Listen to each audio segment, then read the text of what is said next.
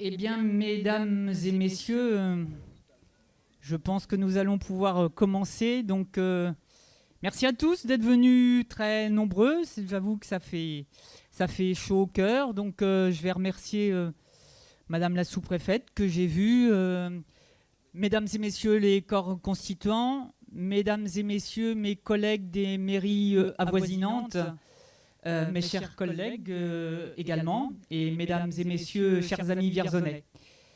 La présentation des vœux à la population est toujours un exercice un peu solennel, mais c'est avant tout un moment de partage. En préparant mon intervention, je me suis rendu compte que pour la première fois depuis cette mandature, cette cérémonie se fait en présentiel.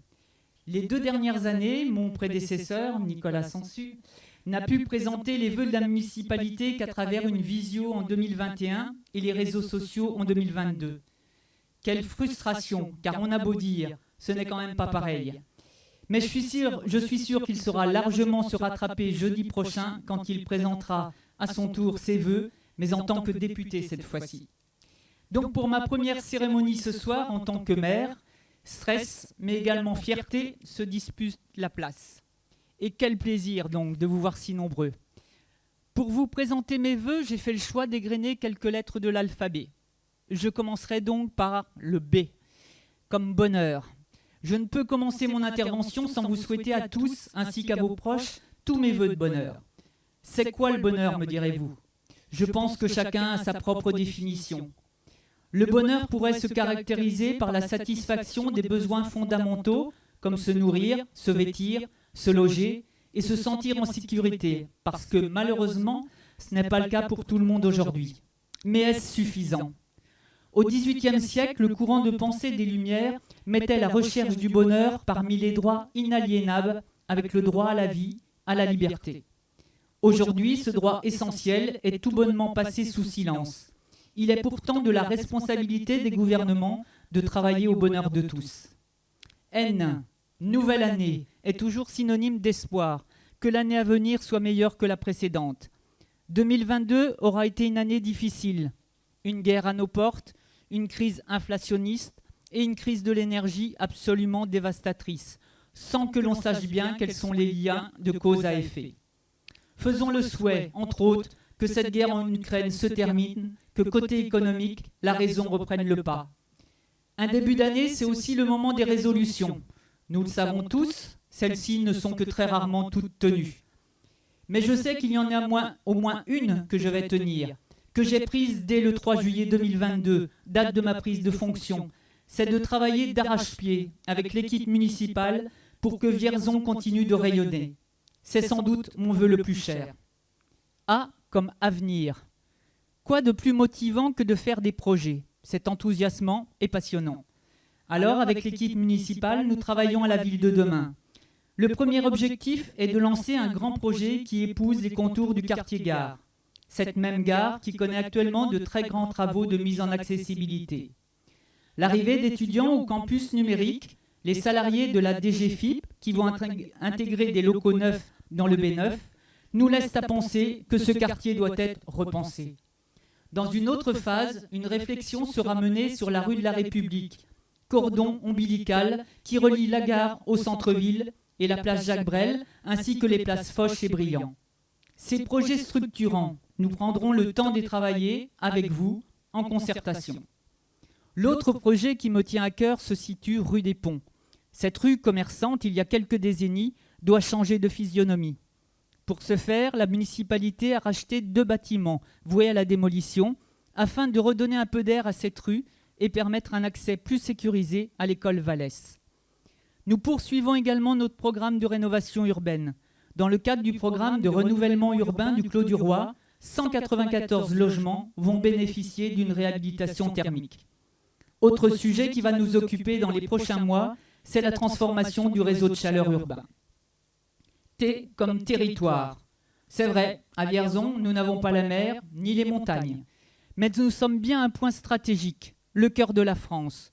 Nous bénéficions d'infrastructures ferroviaires qui nous mettent à 1h40 de Paris, 2h40 de Nantes, un peu plus long pour Lyon. Mais dans ce domaine, il y a également des batailles à mener. Nous sommes au carrefour des autoroutes A20, A71 et A85. Ces infrastructures sont un atout pour notre ville et pour les entreprises qui souhaitent s'installer. Parce que nous devons également gagner la bataille de l'emploi. Trop de nos concitoyens en sont encore privés. Valoriser notre territoire, notre ville, c'est la tâche ardue que nous menons conjointement avec la communauté de communes et notamment son président François Dumont. E comme environnement. L'année 2022 nous a rappelé une nouvelle fois, brutalement, que le changement climatique est bien réel et s'accélère. Méga-feux, sécheresse, événements climatiques extrêmes, hiver très doux, trop doux, appauvrissement de la biodiversité avec de nombreuses espèces éteintes ou en voie de disparition. Chacun le sent, chacun le voit. Si rien ne change, nos enfants, nos petits-enfants subiront des catastrophes plus terribles encore. L'urgence pour la planète est celle de tout le vivant, nous y compris. Il est grand temps de réagir. C'est bien dans ce sens que nous poursuivons les rénovations thermiques de logements, mais également d'écoles. Après fait B, l'école du Bourgneuf, la restructuration et extension de l'école Tunnel-Château, celle des écoles Zéo et Zéba et Baudin, c'est au tour des écoles maternelles et primaires du Colombier d'être réhabilitées. Une première tranche est également actée à Charroux. Sur Colombier, l'installation de panneaux photovoltaïques et récupérateurs d'eau sont prévus. La construction du nouveau relais petite enfance, à côté de la crèche multi-accueil, qui débutera au printemps, sera entièrement réalisée avec des matériaux écologiques, tels que le bois paille. L'implantation de zones de maraîchage en plein cœur de ville est également à l'étude, en lien avec l'écopole de la Chaponnière. S comme solidarité. Comme en 2022, nous allons, grâce au CCAS, poursuivre notre action auprès des plus fragiles, et notamment de nos aînés. C'est bien un choix politique que d'avoir un centre communal d'action sociale. Son rôle est d'organiser l'aide sociale au profit des habitants d'une commune. Ainsi, les CCAS ont pour rôle de lutter contre l'exclusion, d'accompagner les personnes âgées, de soutenir les personnes souffrant de handicap, en bref, d'exercer une réelle mission de solidarité. Solidarité toujours, en poursuivant notre soutien aux associations, quelles qu'elles soient, sportives, culturelles, sociales ou de loisirs. Nous continuerons de les choyer. Et je les remercie parce qu'ils sont nombreux dans la salle ce soir. Elles sont le ciment de notre société. Elles concourent au vivre ensemble, au partage, à la joie de se retrouver autour d'une même envie, autour d'une même passion. Je connais les difficultés, notamment pour trouver des bénévoles. Mais je connais aussi l'enthousiasme et le courage des uns et des autres. C'est pour cela qu'au budget 2023, les mesures d'accompagnement des clubs sportifs et associations seront maintenues à un niveau équivalent. Je le réaffirme, Vierzon a toujours le cœur solidaire. E comme éducation. Donner des lieux d'apprentissage agréables, rénovés, faiblement consommateurs d'énergie, à la fois à nos enfants, aux enseignants et à tous les acteurs de la communauté éducative est notre priorité. Comme je l'ai dit plus haut, nous poursuivons la réhabilitation de nos écoles. Cet effort, qui, bon an mal an, représente environ 1 million d'euros, symbolise notre double volonté pour l'égalité républicaine à travers l'école et pour la lutte pour les économies d'énergie, grâce à la diminution de nos consommations dans ce type de bâtiment, de l'ordre de 50 à 60%. Nous sommes également très attachés à l'inclusion des enfants porteurs de certaines pathologies. C'est pourquoi, depuis la rentrée scolaire 2022, une unité spécialisée UEMA, unité d'enseignement en maternelle autisme, a été ouverte à l'école maternelle Caron. Le principe est que des enfants souffrant de troubles autistiques soient inscrits dans une unité encadrée par des professionnels spécialisés au sein d'une école ordinaire afin de vivre une scolarité comme tous les enfants. C'est également une façon de travailler le vivre ensemble, malgré les différences. Dans le même ordre d'idées, une classe délocalisée de l'ICEP pour enfants polyhandicapés a été ouverte à l'école élémentaire Bourgneuf. Une petite quinzaine d'enfants de 5 à 12 ans sont ainsi encadrés par des professionnels ICEP et un enseignant spécialisé. Il s'agit d'un projet innovant. Il existe très peu d'initiatives de ce type en France, 5 à 6 unités maximum. Bien que le type de handicap soit différent, les principes de fonctionnement sont proches de l'UEMA. Dans les deux cas, le principe est de favoriser les échanges entre élèves.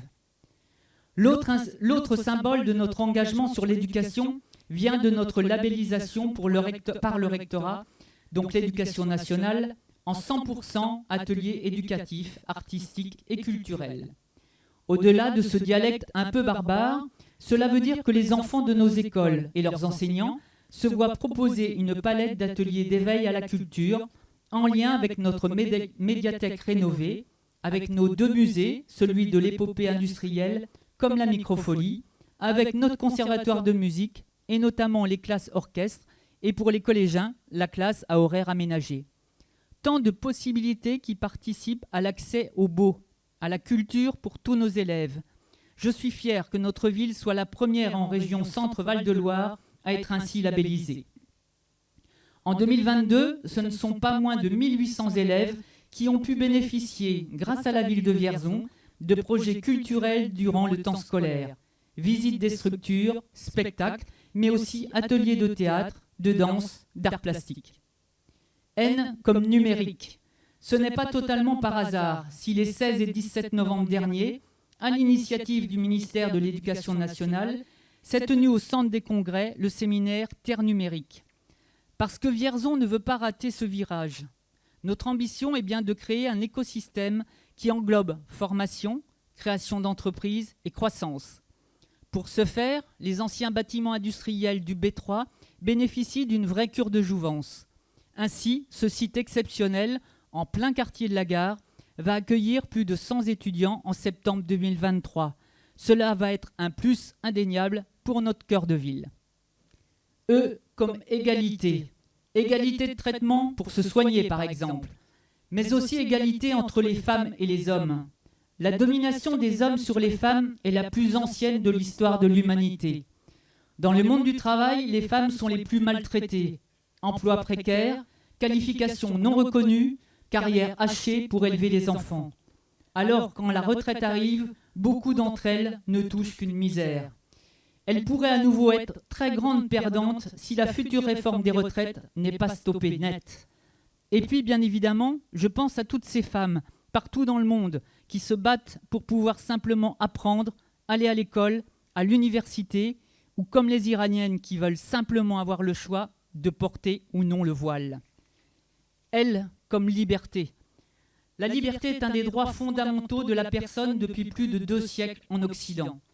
Elle fait partie dans notre pays du triptyque républicain liberté, égalité, fraternité. Liberté de pensée, d'expression, de culte, liberté de circulation sont censés s'appliquer. Ces principes, s'ils sont garantis sur le papier, ont du mal à se réaliser concrètement. L'économie et la finance prennent le pas sur la dimension sociale. La liberté prend pour forme le libéralisme au détriment du respect de la personne humaine. Nous sommes dans un système économique de plus en plus agressif, niant les droits fondamentaux des individus. L'humain doit reprendre toute sa place. R, un mot m'est tout de suite venu à l'esprit, résistance. Résister à ce gouvernement qui nous dit que l'abondance est terminée, que nous devons nous serrer la ceinture. Mais pour de nombreux Français, la ceinture est déjà à son dernier cran. Impossible d'aller plus loin. Les entreprises du CAC 40 ont distribué plus de 80 milliards d'euros à leurs actionnaires. 4 entreprises françaises sont dans le top 20 des 20 plus gros distributeurs de dividendes, à savoir BNP Paribas, Sanofi, AXA et LVMH. En 2022, un nouveau record a été battu, avec 44,3 milliards d'euros versés aux actionnaires. Mais la majorité présidentielle se refuse toujours à taxer les super profits.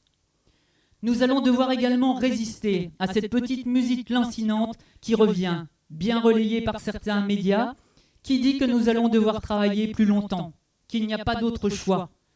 Leitmotiv asséné sur tous les tons par le gouvernement et le président pour justifier une régression historique, présentée comme une réforme des retraites. Il le fut aussi pour les 8 précédentes, depuis 30 ans, à chaque reprise vendue comme la solution pour l'avenir. Le bilan est pourtant implacable. Chacune de ces réformes non seulement a sévèrement échoué, ne s'attaquant jamais aux réelles sources de financement, cotisation des entreprises, plein emploi, augmentation des salaires. Mais elles ont grignoté toujours plus les quelques progrès arrachés de haute lutte. La retraite ne doit pas devenir l'antichambre de la mort, selon le mot d'Ambroise Croizat. Comment tolérer que des corps cassés, des vies usées, triment des années supplémentaires pour bénéficier d'une retraite à plein temps? Alors, la résistance n'étant pas suffisante, je vais dire elle, comme lutte. 2023 doit être une année de lutte. Lutte sociale pour que chacun puisse travailler mieux et autrement, retrouver un sens pour pouvoir vivre dignement, puis profiter d'une retraite en bonne santé. Lutte politique pour que l'État arrête de se désengager et joue son rôle. Parce qu'en refusant d'indexer la dotation de fonctionnement, essentielle pour les collectivités, sur l'inflation, nous voyons peu à peu notre autonomie financière reculer. À titre d'illustration, pour ce qui est de l'énergie, notre commune de Vierzon n'est pas éligible aux tarifs réglementés, car ceux-ci sont réservés aux collectivités de moins de 1000 habitants ayant moins de 10 salariés. Obligation nous est donc faite de passer sur le marché dérégulé. Donc, sans modifier les contrats d'énergie qui nous lient sur les gaz et l'électricité, nous serons passés de 1,4 million en 2019 à 2,6 millions en 2023. C'est autant de réductions à faire sur des services essentiels. Nous devons donc lutter pour redonner un rôle central aux services publics tels que la santé, la maîtrise publique de l'énergie, les transports publics et le ferroviaire, le système public d'éducation. Sur la santé, Nicolas Sansu, notre député, est à la pointe du combat. Vous, comme lui, savez que je ne lâcherai rien non plus sur le sujet. Nous poursuivons le travail avec la direction de l'hôpital de Vierzon pour que le plus rapidement possible, le centre de santé qui lui sera adossé voit le jour le plus rapidement. L'objectif du mois de mars est toujours retenu. Eux comme ensemble. Parce que c'est bien tous ensemble que nous pouvons construire l'avenir et non pas se laisser enfermer dans la concurrence du tous contre tous, interdisant de penser le bien commun. Rappelez-vous, c'est bien ensemble que nous avons mené la bataille pour garder notre maternité et par conséquent notre hôpital. Population, personnel hospitalier, syndicats et élus avons montré un front commun. Pendant la période de pandémie, et notamment le confinement, nous avons tous vécu les méfaits de l'isolement et le vivre ensemble a pris toute sa portée. C'est bien ensemble, avec l'équipe municipale que j'ai l'honneur de conduire, que nous portons les projets pour Vierzon. Nous avons parfois des différends, mais à chaque fois, et j'y suis très attaché, c'est l'intérêt commun des Vierzonais qui doit primer. Ce que je n'oublie pas également, c'est que derrière cette équipe, il y a le personnel municipal. Même si je le ferai à nouveau demain lors de la cérémonie des vœux au personnel, je tiens ce soir à les remercier pour leur engagement et je les remercie pour l'organisation de cette soirée. Eux, comme événement. Comme tous les ans, nous proposerons des événements sportifs, culturels. Le coup d'envoi sera donné le 18 janvier avec sa presse. Expositions, rencontres, dédicaces autour du dessin de presse se tiendront à la médiathèque, à l'espace Rolina et au conservatoire de musique. À une époque où l'information circule très vite, que les fake news jettent le trouble, il nous a paru important de comprendre l'univers du dessin de presse et les enjeux liés aux médias. Et puis, les 20, 21, 22 janvier, nous célébrerons les 60 ans du traité de l'Élysée. Nous recevrons 2 délégations des villes de Rendsburg et Bitterfeld. Ce traité, qui a été signé le 22 janvier 1963, est le point d'orgue de la réconciliation franco-allemande voulue dès la sortie de la Seconde Guerre mondiale. Dès lors, des rapprochements entre communes ont eu lieu, notamment au travers d'échanges linguistiques des jeunes. Le premier jumelage signé par Vierzon est avec Rendsburg, et cela date du 11 octobre 1955. Le premier jumelage scolaire date, quant à lui, de 1974. En une trentaine d'années, quelques 1000 lycéens franchiront la frontière lors d'échanges réciproques entre correspondants. C'est ensuite avec Bitterfeld, situé dans l'ex-RDA, qu'un traité d'amitié sera signé en 1959. Dans une période troublée où la guerre en Ukraine nous rappelle que rien n'est jamais gravé dans le marbre, nous réaffirmerons ainsi notre volonté de vivre en paix. Côté culture, nous avons fait le choix de vous faire découvrir les œuvres de Marc Petit, sculpteur et dessinateur reconnu dans le monde des arts. Le MacNab offrira quant à lui une programmation répondant aux attentes des uns et des autres. Humour avec Florent Père et Élodie Pou, chansons avec Trio et Maxime Le Forestier, moins léger avec le spectacle Simone Veil, les combats d'une effrontée. Et je ne vous donne qu'un petit échantillon de la programmation. Le sport ne sera pas en reste. Le 4 mars, le gala de boxe proposera pour la première fois un combat professionnel féminin. Dans le même sens, nous travaillons autour d'un événement autour du sport féminin. Au mois de juin, Vierzon devra accueillir un triathlon de portée nationale. Là également, je ne vais pas tout vous dire, sinon il n'y aura plus de surprise. Mais vous l'aurez compris, 2023 sera à nouveau riche en activités. J'en arrive au terme de mon intervention. Certains l'auront peut-être compris. Je n'ai pas choisi ces lettres par hasard. Il suffit maintenant de les remettre dans l'ordre. Tous les élus se joignent à moi pour vous souhaiter une très belle année 2023. Merci.